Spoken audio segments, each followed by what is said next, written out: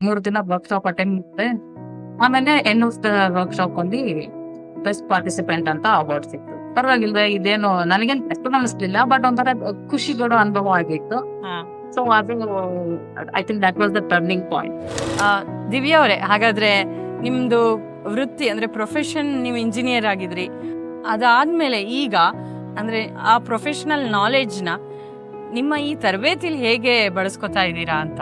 ನಾನು ಮೊದಲು ಕೆಲಸ ಶುರು ಮಾಡಿದಾಗ ಲಾರ್ಸನ್ ಅಂಡ್ ಟ್ಯೂಬ್ರೋನಲ್ಲಿ, ಮತ್ತೆ ಅದಾದ್ಮೇಲೆ ಐಕೋ ಟೆಕ್ನಾಲಜೀಸ್, ಒಂದು ಮ್ಯಾನುಫ್ಯಾಕ್ಚರಿಂಗ್, ಇನ್ನೊಂದು ಸಾಫ್ಟ್ವೇರ್ ಡೆವಲಪ್ಮೆಂಟ್. ಎರಡೂ ಬಹಳ ದೊಡ್ಡ ದೊಡ್ಡ ಕಂಪನಿಗಳು. ಸೊ ನನಗೆ ಅವಾಗ ದೊಡ್ಡ ದೊಡ್ಡ ಕಂಪನಿಗಳ ಹೋಗಿ ಕೆಲಸ ಮಾಡ್ತಾರೆ. ಒಂದು ದೊಡ್ಡ ಪ್ರಾಜೆಕ್ಟ್ ಅಂತ ಬಂದ್ರೆ ಅದನ್ನ ಹೇಗೆ ಸಣ್ಣ ಸಣ್ಣದಾಗಿ ಡಿವೈಡ್ ಮಾಡಿ ನಮ್ಗೆ ಕೆಲಸ ಹಂಚ್ತಾರೆ ಅನ್ನೋ ಬಗ್ಗೆ ಎಲ್ಲ ಕೆಲವು ಐಡಿಯಾ ಬಂತು. ಸೊ ಅದಾದ್ಮೇಲೆ ನಾನು ನನ್ನ ಪರ್ಸನಲ್ ರೀಸನ್ಸ್ಗೆ ಅಂತ ಪೇರೆಂಟಿಂಗ್ ಅಂತ ನಾನು ಒಂದು ಬ್ರೇಕ್ ತಗೊಂಡೆ ಕರಿಯರಿಂದ. ಆಮೇಲೆ ಕೆಲವು ಒಂದಷ್ಟು ಬ್ಲಾಗ್ ಎಲ್ಲ ಬರೀತಾ ಇದ್ದೆ. ಆಮೇಲೆ ಏನೋ ಕೆಲವೆಲ್ಲ ಕ್ರಿಯೇಟಿವ್ ಇದು ಪರ್ಸ್ಯೂಟ್ ಎಲ್ಲ ಮಾಡ್ತಾ ಇದ್ದೆ. ಸೊ ನೀವು ಹೇಳಿದ್ರಿ ಅಲ್ಲ, ಅಂದ್ರೆ ಬೇರೆ ಬೇರೆ ಪ್ರೊಫೆಷನಲ್ಸ್ ಜೊತೆ ಬೇರೆ ಬೇರೆ ತರ ಅಂತ. ಹಂಗಿರುವಾಗ ಇವಾಗ ನೀವು ಎಷ್ಟೊಂದು ಜನ ಪ್ರೊಫೆಷನಲ್ಸ್ನ ಮೀಟ್ ಮಾಡಿರ್ತೀರಾ. ಕಮ್ಯುನಿಕೇಶನ್ ಚಾಲೆಂಜಸ್ ಅಂತ ಫ್ಯೂ ಪಿಕ್ ಮಾಡೋದಾದ್ರೆ ಯಾವುದು ಮೇಜರ್ ಕಮ್ಯುನಿಕೇಶನ್ ಚಾಲೆಂಜಸ್ ಅಂತ?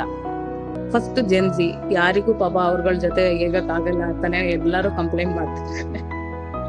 ಆದ್ರೆ ನಾನ್ ಹೇಳೋದು, ನಾನು ಇವಾಗ ಜೆನ್ಸಿ ಜೊತೆ ತುಂಬಾ ಕೆಲಸ ಮಾಡ್ತೀನಿ. ನಾನ್ ಹೇಳೋ ಪ್ರಕಾರ actually they are very good. ಅಂದ್ರೆ ಎಷ್ಟೋ ಸತಿ ಕಮ್ಯುನಿಕೇಶನ್ ಎಲ್ಲ ಅವ್ರು ತುಂಬಾ ಕ್ಲಿಯರ್ ಇರುತ್ತೆ. ಅವ್ರು ಇದ್ದಂಗೆ ಹೇಳ್ತಾರೆ. ತುಂಬಾ ಏನು ಫಾರ್ಮಾಲಿಟಿ ಅಂತ ನೋಡೋದಿಲ್ಲ. ಏನ್ ಹೇಳೋದು, AI ಮತ್ತೆ ಯಾವುದೇ ಹೊಸ ಟೆಕ್ನಾಲಜಿ ಆಗ್ಲಿ ಅವ್ರು ತುಂಬಾ ಅದನ್ನ ಸುಲಭ ಉಪಯೋಗಿಸೋದು. ಹಂಗಾಗಿ ನೀವೇ ಅವ್ರಿಗೆ ಅದ್ರದ್ದು ಕಾನ್ಫಿಡೆನ್ಸ್ ಜಾಸ್ತಿ ಇರುತ್ತೆ.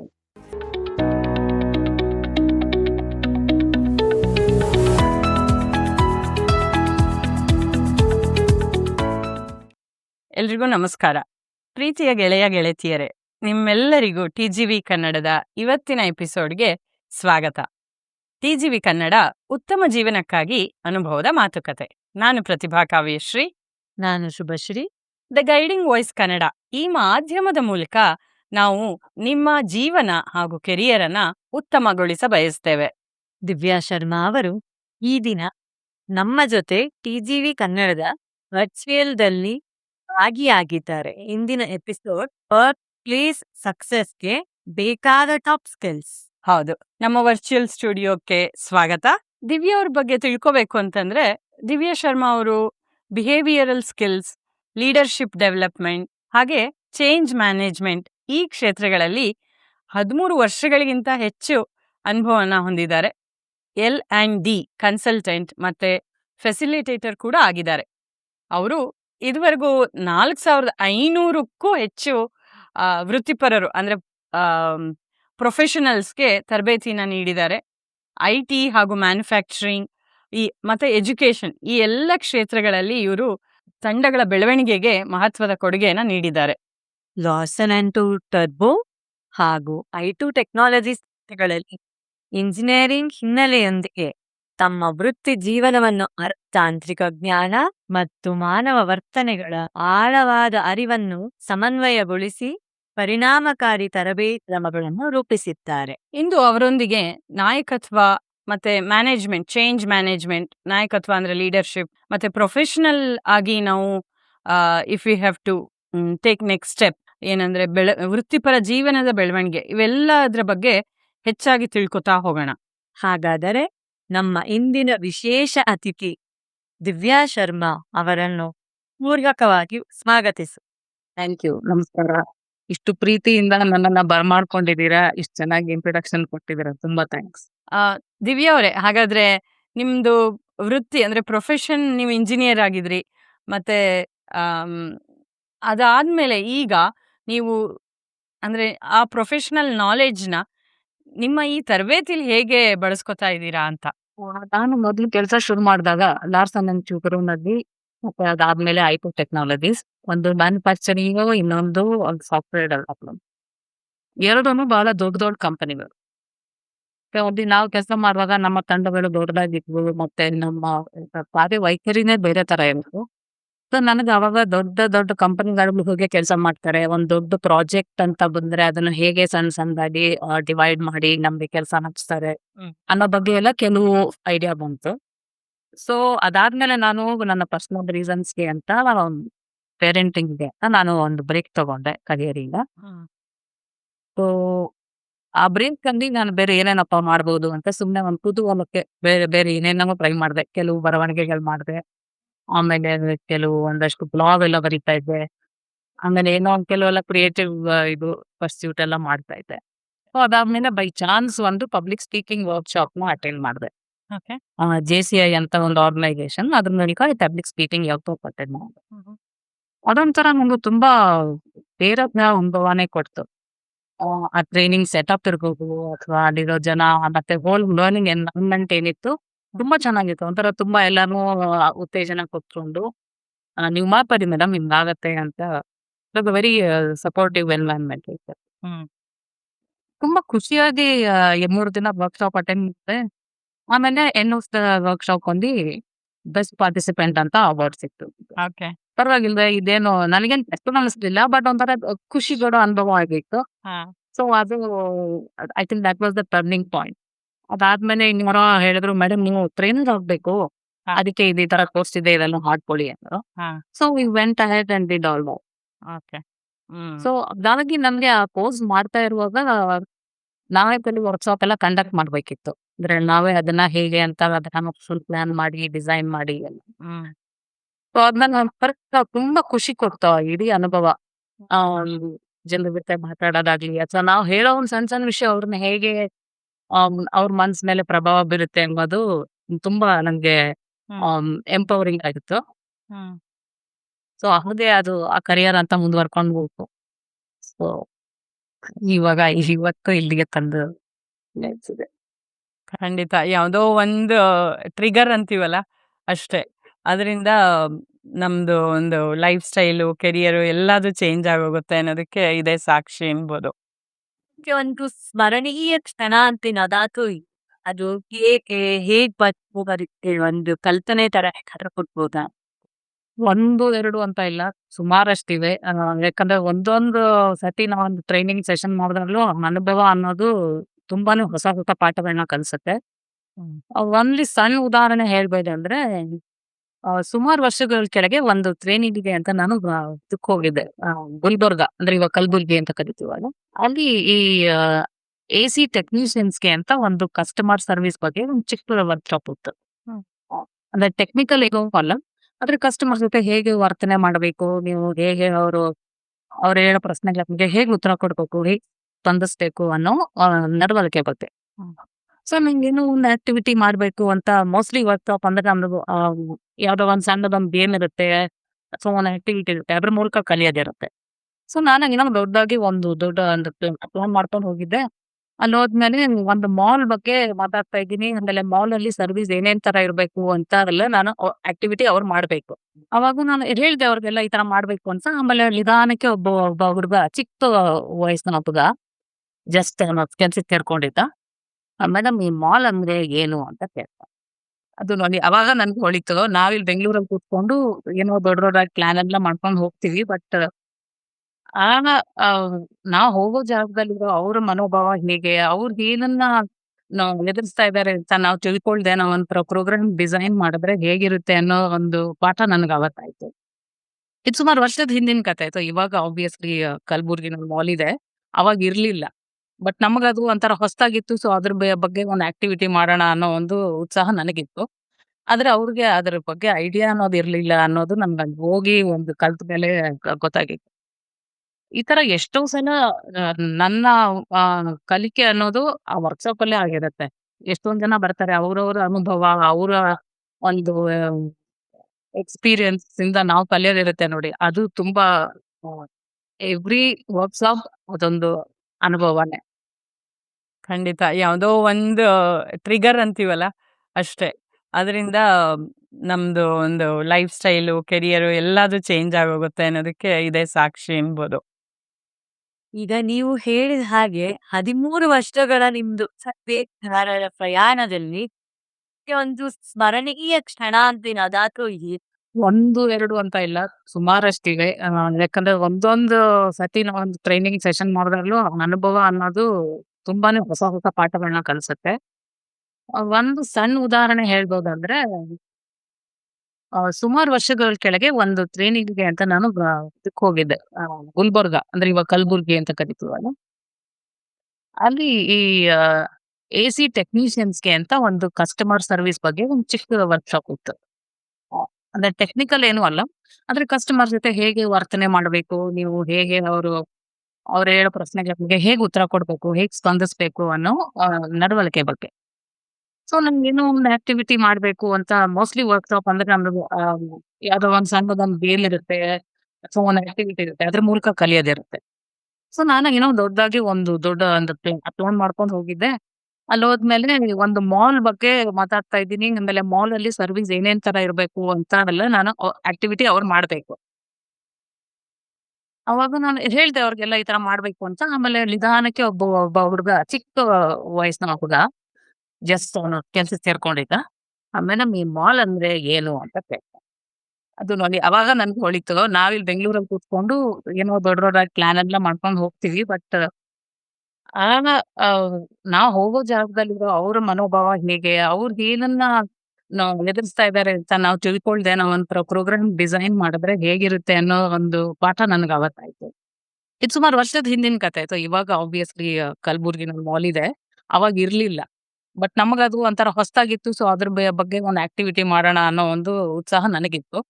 ಆದ್ರೆ ಅವ್ರಿಗೆ ಅದ್ರ ಬಗ್ಗೆ ಐಡಿಯಾ ಅನ್ನೋದು ಇರ್ಲಿಲ್ಲ ಅನ್ನೋದು ನನ್ಗೆ ಅಲ್ಲಿ ಹೋಗಿ ಒಂದು ಕಲ್ತ ಮೇಲೆ ಗೊತ್ತಾಗಿತ್ತು.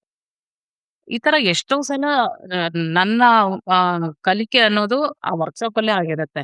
ಎಷ್ಟೊಂದ್ ಜನ ಬರ್ತಾರೆ. ಅವ್ರವ್ರ ಅನುಭವ, ಅವರ ಒಂದು ಎಕ್ಸ್‌ಪೀರಿಯನ್ಸ್ ಇಂದ ನಾವು ಕಲಿಯೋದಿರುತ್ತೆ ನೋಡಿ. ಅದು ತುಂಬಾ ಎವ್ರಿ ವರ್ಕ್‌ಶಾಪ್ ಅದೊಂದು ಅನುಭವನೇ. ಸೊ ನೀವ್ ಹೇಳಿದ್ರಿ ಅಲ್ಲ, ಅಂದ್ರೆ ಬೇರೆ ಬೇರೆ ಪ್ರೊಫೆಷನಲ್ಸ್ ಜೊತೆ ಬೇರೆ ಬೇರೆ ತರ ಅಂತ. ಹಂಗಿರುವಾಗ ಇವಾಗ ನೀವು ಎಷ್ಟೊಂದ್ ಜನ ಪ್ರೊಫೆಷನಲ್ಸ್‌ನ ಮೀಟ್ ಮಾಡಿರ್ತೀರ. ಅವ್ರದ್ರಲ್ಲಿ ನಿಮ್ಗೆ ಈ ಕಮ್ಯುನಿಕೇಷನ್ ಚಾಲೆಂಜಸ್ ಅಂತ ಫ್ಯೂ ಪಿಕ್ ಮಾಡೋದಾದ್ರೆ, ಯಾವ್ದು ಮೇಜರ್ ಕಮ್ಯುನಿಕೇಷನ್ ಚಾಲೆಂಜಸ್ ಅಂತ? ಇವಾಗ ಕಮ್ಯುನಿಕೇಷನ್ ಚಾಲೆಂಜ್ ಅನ್ನೋದು ತುಂಬಾ ವಿಸ್ತಾರವಾದ ಒಂದು ವಿಷಯ. ಅದು ಆಕ್ಚುಲಿ ಇವತ್ತಿಗೆ ಒಂದು ಪ್ರೊಫೆಷನಲ್ ಲೈಫ್ ಅಂತ ತಗೊಂಡ್ರೆ ಅದನ್ನ 3 ಸೆಗ್ಮೆಂಟ್ ಆಗಿ ನಾವು ನೋಡ್ಬೋದು. ಒಂದು ಜೆನ್‌ಜಿ ಅಂದ್ರೆ ಇವಾಗ ತಾನೇ ಕೆಲ್ಸಕ್ಕೆ ಸೇರೋಂತ ಒಂದು ಇದು ಪೀಳಿಗೆ. ಆಮೇಲೆ ನೆಕ್ಸ್ಟ್ ಮಿಡ್ ಮ್ಯಾನೇಜ್ಮೆಂಟ್. ಜೆನ್‌ಜಿನೂ ಅಲ್ಲ, ಆದ್ರೆ ಸೀನಿಯರ್ಸು ಅಲ್ಲ. ನಾನ್ ನೋಡಿರೋ ಪ್ರಕಾರ ಈ 3 ಸೆಗ್ಮೆಂಟ್‌ಗೂ ಚಾಲೆಂಜಸ್ ಸ್ವಲ್ಪ ಬೇರೆ ಬೇರೆ ತರ ಇದೆ. ಫಸ್ಟ್ ಜೆನ್‌ಜಿ ಯಾರಿಗೂ ಪಾಪ ಅವ್ರಗಳ ಜೊತೆ ಇರಕ್ಕಾಗಲ್ಲ ಅಂತಾನೆ ಎಲ್ಲರೂ ಕಂಪ್ಲೇಂಟ್ ಮಾಡ್ತಾರೆ. ಆದ್ರೆ ನಾನ್ ಹೇಳೋದು, ನಾನಿವಾಗ ಜೆನ್‌ಜಿ ಜೊತೆ ತುಂಬಾ ಕೆಲಸ ಮಾಡ್ತೀನಿ. ನಾನ್ ಹೇಳೋ ಪ್ರಕಾರ actually they are very good. ಅಂದ್ರೆ ಎಷ್ಟೋ ಸತಿ ಕಮ್ಯುನಿಕೇಷನ್ ಎಲ್ಲ ಅವ್ರ್ದು ತುಂಬಾ ಕ್ಲಿಯರ್ ಇರುತ್ತೆ. ಅವ್ರು ಇದ್ದಿದ್ದಂಗೆ ಹೇಳ್ತಾರೆ. ತುಂಬಾ ಏನು ಫಾರ್ಮಾಲಿಟಿ ಅಂತ ನೋಡೋದಿಲ್ಲ. ಆಮೇಲೆ ಆಮ್, ಏನ್ ಹೇಳೋದು, ಈ ಎಐ ಮತ್ತೆ ಯಾವುದೇ ಹೊಸ ಟೆಕ್ನಾಲಜಿ ಆಗ್ಲಿ ಅವ್ರು ತುಂಬಾ ಅದನ್ನ ಸುಲಭ ಉಪಯೋಗಿಸೋದು. ಹಂಗಾಗಿ ನೀವೇ ಅವ್ರಿಗೆ ಅದ್ರದ್ದು ಕಾನ್ಫಿಡೆನ್ಸ್ ಜಾಸ್ತಿ ಇರುತ್ತೆ ಅಲ್ವಾ? ಪ್ಲಸ್ ನೀವು ಒಂದ್ ಸ್ವಲ್ಪ ಹಿನ್ನೆಲೆ ನೋಡ್ಬೇಕು. ಇವಾಗಿನ ಜೆನ್‌ಜಿ ಏನಾಗಿದ್ದಾರೆ, ಅವ್ರ ಕಾಲೇಜು ಅಥವಾ ಹೈಸ್ಕೂಲ್ ಟೈಮಲ್ಲಿ ಪಾಪ ಕೋವಿಡ್ ಟೈಮಲ್ಲಿ ಬಂದು ಕಲಿಕೆ, ಅವ್ರ ಸೋಷಿಯಲ್ ಲೈಫು ಎಲ್ಲದೂ ಆನ್‌ಲೈನ್ ಆಗೋಗಿತ್ತು ಅಲ್ವಾ? ಸೊ ಹಾಗಾಗಿ ಅವ್ರು ಅದ್ರಲ್ಲೇ ಇನ್ನೂ ಜಾಸ್ತಿ ಅದನ್ನ ಅಡಾಪ್ಟ್ ಮಾಡ್ಕೊತಾ ಹೋದ್ರು. ಇವಾಗ ನೀವು ಅದಕ್ಕೆ ಅವ್ರನ್ನ ಬ್ಲೇಮ್ ಮಾಡಕ್ಕೂ ಆಗೋದಿಲ್ಲ. ನನಗನ್ಸೋ ಪ್ರಕಾರ ಅವ್ರದ್ದು ಕೆಲವು ಕ್ಯಾಶುವಲ್ ಮೆಂಟಾಲಿಟಿಗಳಿದೆ. ಅದನ್ನು ನಾವೊಂದ್ ಸ್ವಲ್ಪ ಅವ್ರಿಗೆ ಹೇಳಿ ಅದನ್ನ ತಿದ್ಸ್ಕೊಂಡ್ಬಿಟ್ರೆ they are the best people. ಅವ್ರಿಗೊಂಥರ ಅವ್ರ ಜೊತೆ ಕೆಲಸ ಮಾಡೋದು ಖುಷಿ. ಆಮೇಲೆ ನೆಕ್ಸ್ಟ್ ಬರೋದು ಮಿಡ್ ಲೆವೆಲ್ ಮ್ಯಾನೇಜರ್ಸ್. ಪಾಪ ಅವ್ರಿಗೆ ಇಲ್ಲಿ ಈ ಕಡೆ ಜನ್‌ಜಿ ಜೊತೆ ಕೆಲಸ ಮಾಡ್ಬೇಕು, ಆಮೇಲೆ ಸೀನಿಯರ್ ಜೊತೆನೂ ಏಗ್ಬೇಕು. ಸೊ ಅವರ ಅಡಾಪ್ಟೇಷನ್‌ಗಳು, ಅವರ ಚಾಲೆಂಜ್‌ಗಳು ಬೇರೆ ಬೇರೆ ತರ ಇರುತ್ತೆ. ಆಮೇಲೆ ಸೀನಿಯರ್ಸ್‌ಗೆ ಏನಂದ್ರೆ ಅವ್ರು ತುಂಬಾ ಫಾರ್ಮಲ್ಲು. ಏನಿದ್ರೂನು ಟಾರ್ಗೆಟು, ಬಿಸಿನೆಸ್ ಮೈಂಡೆಡ್ ಇರ್ತಾರೆ. ಸೊ ಅವ್ರ ಚಾಲೆಂಜ್ ಏನಂದ್ರೆ ಅವ್ರು ದೊಡ್ಡದಾಗಿ ಯೋಚನೆ ಮಾಡೋದ್ನ ಕೆಳಗಡೆ ಇರೋರ್ಗೆ ಹೇಗೆ ಎಕ್ಸ್‌ಪ್ಲೇನ್ ಮಾಡೋದು, ಹೇಗೆ ತಾವೇ ಒಂದ್ ಮಾದರಿಯಾಗಿ ವಾಕ್ ದ ಟಾಕ್ ಮಾಡೋದು. ಸೊ ಅದೆಲ್ಲ ಅವ್ರ ಚಾಲೆಂಜಸ್ ನಾನು ನೋಡಿರೋ ಪ್ರಕಾರ. ಈ 3 ಸೆಗ್ಮೆಂಟ್ ಬೇರೆ ಬೇರೆ ತರ ಚಾಲೆಂಜು, ಬೇರೆ ಬೇರೆ ತರ ಅದಕ್ಕೆ ನಾವು ಸ್ಪಂದನೆ ಹೌದು. ಹಾಗಾದ್ರೆ ಈ ಚಾಲೆಂಜಸ್‌ನ ನೀವು ಯಾವ ರೀತಿ ನಿವಾರಿಸ್ಬೋದು ಅಂತಾನೂ ಹೇಳ್ಕೊಡ್ತೀರಾ ನಿಮ್ಮ ವರ್ಕ್‌ಶಾಪ್‌ಗಳಲ್ಲಿ? ಹೌದು.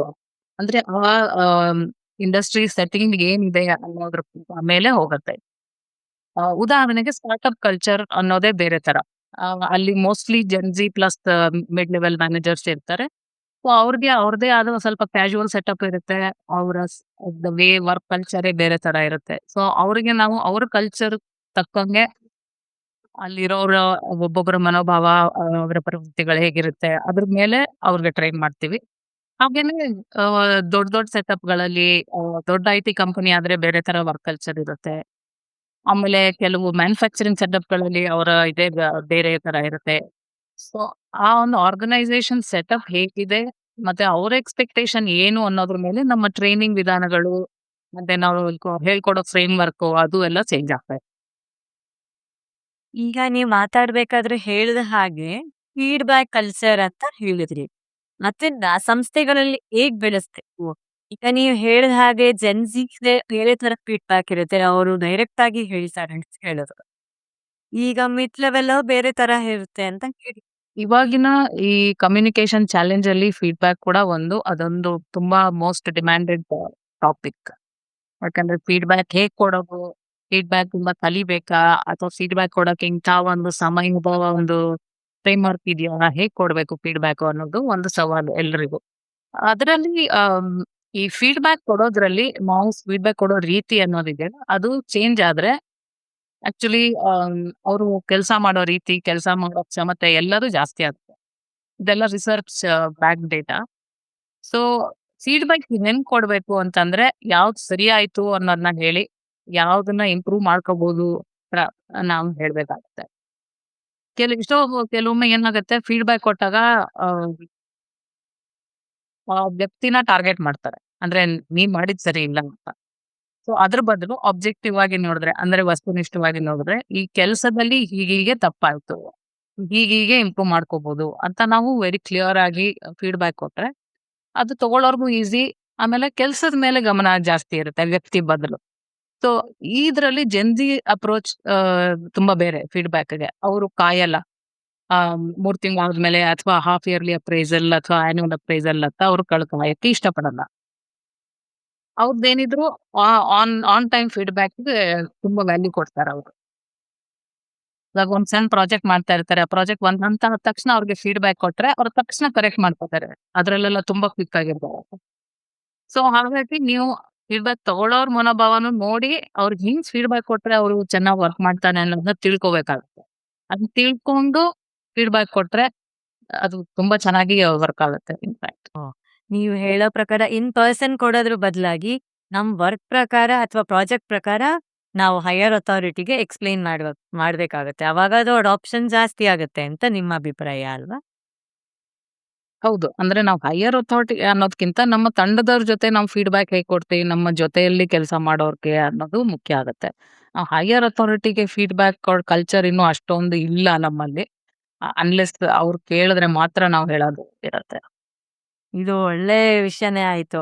ಯಾಕೆಂದ್ರೆ ನೀವ್ ಹೇಳ್ದಂಗೆ ಜೆನ್ಸಿಗೆ ಬಾಯಿ ಎಲ್ಲಾ ಹೇಳ್ಬಿಡ್ತಾರೆ. ಎಲ್ಲಾ ಕೀಪ್‌ವರ್ಗೆ ಎಲ್ಲಾ ವರ್ಕ್‌ಗೆ. ಸೊ ನೀವ್ ಹೇಳ್ದಂಗೆ ಅದು ಪ್ರಾಜೆಕ್ಟ್ ಅವ್ರ ಹತ್ರ ಮೊದ್ಲು ಮಾತುಕತೆ ಮಾಡಿ ಆಮೇಲೆ ಅದು ಮೇಯರ್ ಅಥಾರಿಟಿ ಕೇಳಿದ್ರೆ ಒಳ್ಳೇದು ಅಂತ. ಖಂಡಿತ. ಎಷ್ಟೊಂದು ತಿಳ್ಕೊಳಕ್ಕಿರತ್ತಲ್ವಾ? ಆದ್ರೆ ಈ ಎನಿ ಚೇಂಜ್ ಇವಾಗ ನಾವು ಸೀನಿಯರ್ಸ್ ಇರ್ಬೋದು, ಮಿಡಲ್ ಮ್ಯಾನೇಜ್ಮೆಂಟ್ ಇರ್ಬೋದು ಆರ್ ಜೆನ್‌ಝಿ ಇರ್ಬೋದು. When it comes to change ಯಾವಾಗ ಬದಲಾವಣೆ ಅಂತ ಬರುತ್ತಲ್ಲ, ಅದನ್ನ ಜನ ಯಾಕೆ ವಿರೋಧಿಸ್ತಾರೆ? ನಿಮ್ಮ ವರ್ಕ್‌ಶಾಪ್‌ಗಳಲ್ಲೂ ಈ ರೀತಿ ವಿರೋಧದಿಂದ ಉಂಟಾದ ಚಾಲೆಂಜಸ್, ಘರ್ಷಣೆ ಇದ್ರ ಬಗ್ಗೆ ಚರ್ಚೆ ನಡೆಯುತ್ತಾ? ಆ ಕ್ವೆಷನ್ಸ್ ಇಟ್ಕೊಂಡು ಬರ್ತಾರಾ? ಹೇಗ್ ಸಾಲ್ವ್ ಮಾಡೋದು ಅಂತ? ಮತ್ತೆ ಏನು ಅಂದ್ರೆ ಹ್ಯೂಮನ್ ಮೆಂಟಾಲಿಟಿ ಯಾಕ ಜನ ವಿರೋಧಿಸ್ತಾರೆ ಚೇಂಜ್‌ನ ಅಂತ? ಇದು ತುಂಬಾನೇ ಒಂಥರ ವೆರಿ ಇಂಟ್ರೆಸ್ಟಿಂಗ್ ಟಾಪಿಕ್. ಯಾವುದೇ ವರ್ಕ್‌ಶಾಪು ಅಥವಾ ಟ್ರೈನಿಂಗಿಗೆ ಹೋದಾಗ ಅಲ್ಲಿ ಇರೋರ್ಗೆ ಫಸ್ಟ್ ಆಫ್ ಆಲ್ ಅನ್ಸೋದು ನಾನ್ಯಾಕೆ ಇಲ್ಲಿ ಕೂತಿದ್ದೀನಿ? ನನಗೇನ್ ಇದ್ ಬೇಡವಲ್ಲ, ನನಗ್ ಗೊತ್ತಿದೆ ಈ ವಿಷಯ. ಫೀಡ್‌ಬ್ಯಾಕ್ ಕೊಡೋದ್ ಹೆಂಗೆ ಅಂತ ನನಗ್ ಗೊತ್ತಿದೆ. ಮೀಟಿಂಗ್ ಹೆಂಗ್ ಮಾಡೋದು ನನಗ್ ಗೊತ್ತಿದೆ. ಅವ್ರ ಇದ್ರಲ್ಲೇ ಬರ್ತಾರೆ, ಅಂದ್ರೆ ಡಿಫೆನ್ಸ್ ಅಲ್ಲೇ ಬರ್ತಾರೆ. ಸೊ ಆಸ್ ಅ ಟ್ರೈನರ್ ನನಗದು ಫಸ್ಟ್ ಚಾಲೆಂಜ್. ಅಂದ್ರೆ ಅವ್ರಿಗೆ ಆ ಮನೋಭಾವನ ಓಪನ್ ಮೈಂಡ್‌ಸೆಟ್ ಆಗಿ ಚೇಂಜ್ ಮಾಡೋದು. ರೈಟ್? ಸೊ ನಾವು ಎಷ್ಟೋ ಒಂದ್ ಕೆಲವೆಲ್ಲ ಆಕ್ಟಿವಿಟೀಸ್ ಎಲ್ಲ ಮಾಡ್ತೀವಿ. ಅದ್ರಲ್ಲಿ ಒಂದು ಮುಖ್ಯವಾದ್ದೇನಂದ್ರೆ, ಅವ್ರಿಗೆ ನಾ ಹೇಳೋದೇನು, ಈ ತರ ಈ ಒಂದು ವಿಷಯ ಕಲ್ಯಕ್ಕೆ ಅಂತ ಬಂದಿದ್ದೀರಲ್ಲ ಟ್ರೈನಿಂಗ್‌ಗೆ, ಇದು ನಿಮ್ಮ ಆರ್ಗನೈಸೇಷನ್ ನಿಮ್ಮನ್ನ ಬಲವಂತವಾಗಿ ಕಳ್ಸಿದೆ ಅನ್ನೋದನ್ನ ಮರ್ತ್ಬಿಡಿ. ನಿಮಗೋಸ್ಕರ ಅಂದ್ರೆ ನಿಮ್ಮ ಕರಿಯರ್ ಮುಂದೆ ಹೇಗೆ ಚೆನ್ನಾಗಾಗ್ಬೇಕು, ಅಥವಾ ಇದರಿಂದ ನಿಮ್ಗೆ ಏನೇನ್ ಲಾಭಗಳಾಗುತ್ತೆ ಅನ್ನೋದನ್ನ ಅದ್ರ ಬಗ್ಗೆ ನಾವು ಚರ್ಚೆ ಮಾಡಿ, ಅದನ್ನ ನಿಮ್ಗೆ ಇದು ನಿಮ್ಗೆ ಕಲ್ತ್ರೆ ನಿಮ್ಗೆ ಅನುಕೂಲ ಅಂತ ಹೇಳಿದ್ರೇನೆ ಅವ್ರಿಗೆ ನಿಧಾನಕ್ಕೆ ಅದು ಅವ್ರು ಅದಕ್ಕೆ ಓಪನ್ ಮಾಡ್ತಾರೆ. ಅಂದ್ರೆ ಅವ್ರಿಗೆ what's in it for me ಅಂತ ಎಕ್ಸ್‌ಪ್ಲೇನ್ ಮಾಡಿ. ಸೊ ಎನಿ ಚೇಂಜ್ ಅದೇನೇ ಒಂದು ಹ್ಯೂಮನ್ ಮೆಂಟಾಲಿಟಿ ಮೇಲೆ ಅದೊಂದೇ ಟ್ರಿಕ್ ಅಲ್ಲೇ ವರ್ಕ್ ಆಗುತ್ತೆ. ಓಕೆ. ನಾವು ಆ, ಜನ ಯಾಕೆ ಬದಲಾವಣೆನ ಇಷ್ಟಪಡಲ್ಲ, ಚೇಂಜ್ ಅನ್ನೋದನ್ನ ಯಾಕೆ ಅಷ್ಟೊಂದು ವಿರೋಧಿಸ್ತಾರೆ ಅಂತ ಕೇಳ್ತಾ ಇದ್ವಿ ದಿವ್ಯಾ ಅವ್ರ ಜೊತೆ. ಆ, ದಿವ್ಯಾ ಅವರೇ ಅದು ಮುಂದುವರಿಸ್ಬೋದಾ? ಇದು ಆಮ್, ತುಂಬಾ ಹಳೆಯ ಒಂದು ಕೆಲವು ಮಾನವ ಪ್ರವೃತ್ತಿಗಳು ಅಂತಾರಲ್ಲ ಅದರಿಂದ ಬಂದಿದೆ. Depends on neuro science. So ತುಂಬಾ ನಮ್ಮಲ್ಲಿ ಆಳವಾದ ಕೆಲವು ನಡವಳಿಕೆಗಳೇನಿದೆ ಅದರಿಂದ ಬರುತ್ತೆ ಈ ತರ. ಫಾರ್ ಎಕ್ಸಾಂಪಲ್, ನಮ್ಗೆ ಯಾವ್ದೂನು ಹೊಸದು ಅಷ್ಟು ಬೇಗ ನಾವು ಒಪ್ಕೊಳ್ಳೋದಿಲ್ಲ. ಪ್ರೊಫೆಷನಲ್ ಸೆಟ್ಟಿಂಗ್ ಅಲ್ಲಿ ಹೇಳ್ಬೇಕಂದ್ರೆ, ಇನ್ನೊಬ್ರು ಇದು ಹಿಂಗೆ ಮಾಡ್ಬೇಕು ಅಂತ ಅಂದಾಗ ನಮ್ಗೆ ಅದು ಬೇಡ, ಚೆನ್ನಾಗಿಲ್ಲ ಅಂತಾನೆ ಫಸ್ಟ್ ಅನ್ಸೋದು. ನಮ್ ಮನ್ಸು ಅದ್ ಯಾಕೆ ಚೆನ್ನಾಗಿಲ್ಲ ಅಂತ 10 ಕಾರಣ ಹುಡುಕುತ್ತೆ. ಅದಕ್ಕೇನೆ ಇಲ್ಲಿ ಕಮ್ಯುನಿಕೇಶನ್ ಸ್ಕಿಲ್ ತುಂಬಾ ಮುಖ್ಯ ಆಗತ್ತೆ. ನಾವು ಹೇಗೆ ಒಂದು ಬದಲಾವಣೆ ಬಗ್ಗೆ ನಾವು ಮಾತಾಡ್ತೀವಿ, ಅದ್ರಿಂದ ನಾವು ಆ, ಈ ಬದಲಾವಣೆ ಆಗೋದ್ರಿಂದ ಏನ್ ಬೆಟರ್ ಆಗುತ್ತೆ ಅಂತ ಹೇಳ್ತೀವಿ. ಮತ್ತೆ ಅದರಿಂದ ನಾವು ಹೇಗೆ ನಾವು ಮಾಡಿ ತೋರಿಸ್ತೀವಿ ಅನ್ನೋದೆಲ್ಲದೂ ಮುಖ್ಯ ಆಗುತ್ತೆ. ಇವತ್ತಿನ ಉದಾಹರಣೆ ಹೇಳ್ಬೇಕಂದ್ರೆ ಎಲ್ಲಾ ಕಡೆ ಎಐ ಬಂದಿದೆ. ಸೊ ಎಲ್ರಿಗೂ ಎಐ ಎಐ ಟೂಲ್ ಯೂಸ್ ಮಾಡ್ಬೇಕು ಅಂತ ಹೇಳೋ ಬದಲು, ಈ ಎಐ ಟೂಲ್ ಯೂಸ್ ಮಾಡೋದ್ರಿಂದ ನಮ್ಮ ಕೆಲಸ ಹೇಗ್ ಈಸಿ ಆಗತ್ತೆ ಅನ್ನೋದನ್ನ ಹೇಳ್ಕೊಡೋದಾಗ್ಲಿ, ಅಥವಾ ಅದ್ರ ಬಗ್ಗೆ ಮಾತಾಡೋದ್ರಲ್ಲಿ ನಾವು ಅನ್ನೋ ಒಂದು ನಮ್ಮನ್ನು ಒಳಗೊಂಡು ಮಾತಾಡೋದಾಗ್ಲಿ, ಇದೆಲ್ಲ ಯೂಸ್ ಮಾಡಿದ್ರೆ ನಮ್ಮ ಬದಲಾವಣೆಗೆ ನಾವು ವಿರೋಧ ಅಂತ ನಾವೇನ್ ಹೇಳ್ತೀವಿ ಅದು ಕಡಿಮೆ ಆಗುತ್ತೆ. ಇದು ಒಂದು ಮೀಟಿಂಗು ಅಥವಾ ಒಂದು ಕಮ್ಯುನಿಕೇಶನ್ ಇಂದ ಆಗತ್ತೆ. Slowly over a period of time ಒಂದು ಕಂಪನಿನಲ್ಲಿ ಒಂದು ಕಲ್ಚರ್ ಅಂತ ಹೇಗೆ ಬಿಲ್ಡ್ ಮಾಡ್ತಾರೆ ಅದರಲ್ಲಿ ಇದು ಒಂದು. ಪ್ಲಸ್ ಲೀಡರ್ಸ್ ಆದವರು ಹೇಗೆ ಮಾತಾಡ್ತಾರೆ, ಅವರು ತಮ್ಮ ಟೀಮನ್ನ ಹೇಗೆ ನೋಡ್ತಾರೆ, ಅವ್ರಿಗೆಲ್ಲ ಅವ್ರ ಜೊತೆ ಅವ್ರು ಹೇಗೆ ನಡ್ಕೋತಾರೆ, ಎಲ್ಲಾ ಸಣ್ಣ ಸಣ್ಣ ವಿಷಯಗಳು ಸೇರಿ ಇದರಲ್ಲಿ ಮುಖ್ಯ ಆಗುತ್ತೆ. ಈಗ ಚೇಂಜ್ ಅಂದ್ರೆ ಎಲ್ಲಾ ಚೇಂಜು ಏನ್ ಸಕ್ಸಸ್ ಆಗಲ್ಲ. ಉದಾಹರಣೆಗೆ ಎಷ್ಟೋ ಆಫೀಸ್ಗಳಲ್ಲಿ ಇವಾಗ ಪೇಪರ್‌ಲೆಸ್ ಅಥವಾ ನೋ ಪೇಪರ್ ಪಾಲಿಸಿ ಅಂತ ಎಲ್ಲ ಮಾಡ್ತಾರೆ. ಅದು ತುಂಬಾ ಕಷ್ಟ ಅದನ್ನ ನಡೆಸೋದು. ಯಾಕಂದ್ರೆ ಇಟ್ ಆಲ್ಸೋ ಮೀನ್ಸ್ ನಮ್ಮ ಕ್ಯಾಬಿನ್ ಅಲ್ಲಾಗ್ಲಿ, ನಮ್ಮ ಫಿಸಿಕಲ್ ಆಫೀಸಲ್ಲಾಗ್ಲಿ ಪೇಪರ್ ಇಡಕ್ಕೆ ಜಾಗ ಇಲ್ಲದೆ ಇರೋ ತರ ಮಾಡ್ತಾರೆ. ಸೊ ಎಲ್ರಿಗೂ ಅದು ಈಸಿ ಆಗೋದೇ ಇಲ್ಲ. ಮತ್ತೆ ಇದು ಒಂದೇ ಸತಿಗೆ ಆಗುವಂತದ್ದು ಅಲ್ಲ. ಸೊ ಹಂತವಾಗಿ ಇಂಥ ಚೇಂಜ್‌ಗಳನ್ನ ನಾವು ಜಾರಿಗೆ ತರಬೇಕಾಗತ್ತೆ. ಖಂಡಿತ. ತುಂಬಾ ಚೆನ್ನಾಗಿ ಹೇಳಿದ್ರಿ. ಅಂದ್ರೆ ಯಾವುದೇ ಬದಲಾವಣೆ ಆದ್ರೂ ತಕ್ಷಣಕ್ಕಾದ್ರೆ ಅದು ಒಪ್ಕೊಳ್ಳೋದಾಗ್ಲಿ, ಅದನ್ನ ಅಳವಡಿಸ್ಕೊಳ್ಳೋದು ಎಲ್ಲ ತುಂಬಾ ಕಷ್ಟ. ಎಲ್ಲವುದು ನಾವು ಹೇಗೆ ಹಂತ ಹಂತವಾಗಿ ಮೇಲ್ ಬಂದು, ಹಂತ ಹಂತವಾಗಿ ನಾವು ಬದಲಾವಣೆನ ಒಪ್ಕೋಬೇಕು ಅಂತ. ಖಂಡಿತ. ಇದೆಲ್ಲ ಮಾತಾಡ್ತಿರುವಾಗ ನಂಗೆ ಇನ್ನೊಂದು ಅನ್ಸಿದಂದ್ರೆ, ಈಗ ನಮ್ಗೆ ಆಮ್, ಈಗ ವರ್ಕ್ ಲೈಫ್ ಇಂಟಿಗ್ರೇಷನ್ ಇವಾಗ ಎಸ್ಪೆಷಲಿ ನಮ್ಮ ಲೇಡೀಸ್‌ಗೆ ಇದ್ರ ಬಗ್ಗೆ ನಿಮ್ಮ ಅಭಿಪ್ರಾಯ ಏನು? ಅದನ್ನ ಹೇಗೆ ಬ್ಯಾಲೆನ್ಸ್ ಮಾಡ್ಕೊಂಡು ಹೋಗ್ಬೋದು? ಈಗ ನಿಮ್ಗೆ ಗೊತ್ತಿರೋ ಹಾಗೆ ಎಷ್ಟೊಂದ್ ಜನ ಪೇರೆಂಟಿಂಗಾಗಿ ಬ್ರೇಕ್ ತಗೊಂಡು, ಆಮೇಲೆ ನಾವು ಓದಿರೋದ್ರ ಬಗ್ಗೆ ಅದಕ್ಕೇನಾದ್ರೂ ಮಾಡೋಣ ಅನ್ನೋ ಒಂದು ಆಮ್, ಓದಿರೋದನ್ನ ಉಪಯೋಗಿಸ್ಕೊಂಡು ಏನಾದ್ರೂ ಮಾಡ್ಬೇಕು ಅನ್ನೋದು ಇರತ್ತೆ ಹೊರತು, ಬ್ಯಾಲೆನ್ಸ್ ಮಾಡಕ್ಕಾಗ್ತಾ ಇರಲ್ಲ ಅನ್ನುವಾಗ ಹೇಗೆ? ಅದ್ರ ಬಗ್ಗೆ ಒಂದಷ್ಟು ಹೇಳ್ತೀರಾ ಅಂತ? ಖಂಡಿತ. ಇದ್ರಲ್ಲೂ ಮತ್ತೆ ಕಮ್ಯುನಿಕೇಶನ್ ಸ್ಕಿಲ್ ಅನ್ನೋದು ತುಂಬಾ ಇಂಪಾರ್ಟೆಂಟ್ ಆಗತ್ತೆ. ಎಸ್ಪೆಷಲಿ ನಾವು ಕರಿಯರ್ ಬ್ರೇಕ್ ತಗೊಂಡು ವಾಪಸ್ ಬರುವಾಗ ನಮಗೆ ಆ ಆತಂಕ ಇರುತ್ತೆ. ನಾವು ಇವಾಗ ಬೇಗ ಕಲಿಬೇಕು, ನನ್ನನ್ನ ಪ್ರೂವ್ ಮಾಡ್ಬೇಕು ಅನ್ನೋದು ತುಂಬಾ ಇರುತ್ತೆ. ಸೊ ಆ ಮನಸ್ಥಿತಿ ಬದಲಾಗಿ ನಾನೇನು ಹೊಸದು ಟ್ರೈ ಮಾಡ್ತಾ ಇದ್ದೀನಿ, ಇದನ್ನ ಕಲ್ತು ನೋಡೋಣ ಅನ್ನೋ ಒಂದು ಕಲಿಕೆ ಮನೋಭಾವ ಇದ್ರೆ ಸ್ವಲ್ಪ ಆ ಸ್ಟ್ರೆಸ್ ಕಡಿಮೆ ಆಗುತ್ತೆ.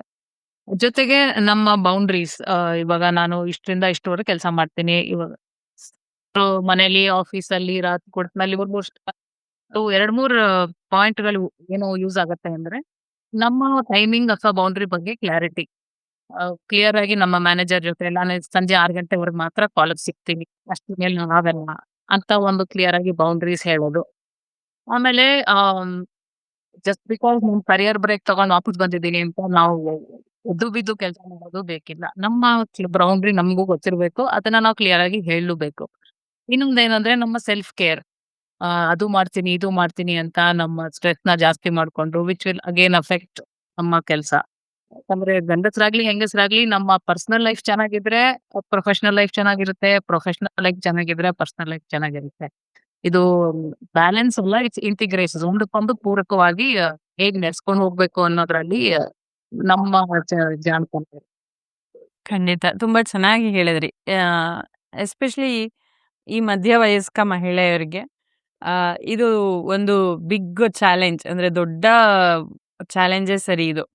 ಸೊ ಈ ಥರ ನಾವು ಟಿಪ್ಸ್‌ನ ಅಳವಡಿಸ್ಕೊಂಡು ಹೋದ್ರೆ ಬ್ಯಾಲೆನ್ಸ್‌ಗಿಂತ ಇಂಟಿಗ್ರೇಟ್ ಮಾಡ್ಕೊಂಡು ಹೋಗೋದು ಉತ್ತಮ ಅಂತ. ತುಂಬ ಚೆನ್ನಾಗಿ ಮಹಿಳೆಯರಿಗೆ ಒಂದು ಟಿಪ್ಸ್ ಕೊಟ್ರಿ. ಹಾಗೆ ಹೇಗೆ ನಾವು ಪ್ರೊಫೆಷನಲ್ ಲೈಫಲ್ಲಿ ಕೂಡ ಕಮ್ಯುನಿಕೇಷನ್ ಇಂದ ಎಲ್ಲ ಅಂದರೆ ಸೀನಿಯರ್ಸ್ ಜೊತೆ ಅಥವಾ ಜೆನ್ಸಿ ಜೊತೆ ಈ ಎರಡೂ ಜನರೇಷನ್ ಜೊತೆ ಬ್ಯಾಲೆನ್ಸ್ ಮಾಡ್ಬೋದು ಅನ್ನೋದನ್ನು ಸಹ ತಿಳಿಸ್ಕೊಟ್ರಿ. ನೋಡಿದ್ರಲ್ಲ ಹಾಗಾದ್ರೆ ಸ್ನೇಹಿತರೆ, ಇವತ್ತಿನ ಎಪಿಸೋಡ್ ನಮಗೆ ದಿವ್ಯಾ ಶರ್ಮಾ ಅವ್ರ ಜೊತೆ ನಮಗೆ ಎಷ್ಟೊಂದು ವಿಷಯಗಳನ್ನ ತಿಳಿಸ್ಕೊಡ್ತು. ಕಾರ್ಯಕ್ರಮ ಕೊನೆ ಮಾಡುವುದು ಇವಾಗೊಂದು ಸಣ್ಣ ವಿನಂತಿ. ಟಿಜಿವಿ ಕನ್ನಡ ಚಾನೆಲ್ಗೆ ಸಬ್ಸ್ಕ್ರೈಬ್ ಮಾಡಿಲ್ಲ ಅಂದ್ರೆ ಸಬ್ಸ್ಕ್ರೈಬ್ ಆಗಿ. ಟಿಜಿವಿ ಕನ್ನಡದ ಎಪಿಸೋಡ್ ಇಷ್ಟ ಆಗಿದ್ದರೆ ನಿಮ್ಮ ಮೆಚ್ಚಿನ 3 ಜನರಿಗೆ, ಸ್ನೇಹಿತರಿಗೆ ಶೇರ್ ಮಾಡಿ. ಎಪಿಸೋಡ್ನಲ್ಲಿ ಮತ್ತೆ ಸಿಗೋಣ. ಇನ್ನೊಂದು ಎಪಿಸೋಡ್ನಲ್ಲಿ ಮತ್ತೆ ಸಿಗೋಣ. ಇನ್ನಷ್ಟು ಒಳ್ಳೆಯ ಮಾಹಿತಿಗಾಗಿ ಟಿಜಿವಿ ಚಾನೆಲ್ಗೆ ಸಬ್ಸ್ಕ್ರೈಬ್ ಆಗಿ. ಟಿಜಿವಿ ಕನ್ನಡ, ಉತ್ತಮ ಜೀವನಕ್ಕಾಗಿ ಅನುಭವದ ಮಾತುಕತೆ. ನಮಸ್ಕಾರ. ನಮಸ್ಕಾರ.